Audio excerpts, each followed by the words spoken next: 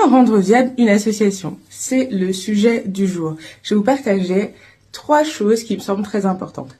La première, c'est tout simplement d'avoir un modèle économique. Comment vous faites en sorte que l'association ait de l'argent?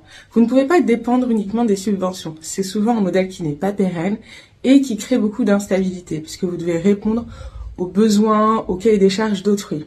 Le mieux, c'est d'avoir une source de revenus interne tout en ayant en fait un impact positif. Donc c'est un subtil équilibre à avoir pour ne pas se transformer en entreprise. La deuxième chose, c'est d'avoir des ressources humaines qui sont pérennes.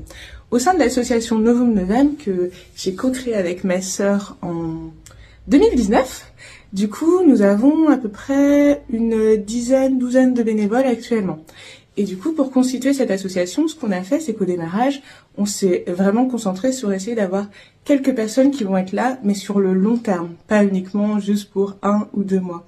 Donc concentrez-vous sur des gens qui sont engagés sur le long terme, qui vont vraiment vous aider, et essayez d'avoir quelque chose qui est win-win, c'est-à-dire de faire en sorte que les 2 parties prenantes soient vraiment contentes et satisfaites. Par exemple, je développe actuellement des formations autour de l'accessibilité, la mesure d'impact et par exemple la facilitation graphique pour mes bénévoles.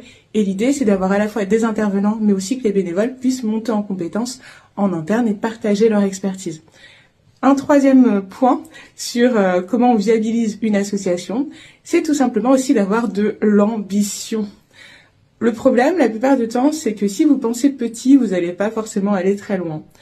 Par exemple, le but de notre association, c'est vraiment de pouvoir avoir un impact à l'échelle de la France, des Outre-mer, vraiment assez vaste. Donc pour ça, dès le départ, on sait qu'on va être amené à bouger. On a des bénévoles qui sont partout en France, on en a même une en Italie. Et c'est ça le but, c'est vraiment de ne pas vous mettre de barrières dans la façon dont vous pensez votre projet pour vous donner toutes les chances de le concrétiser sur les années à venir.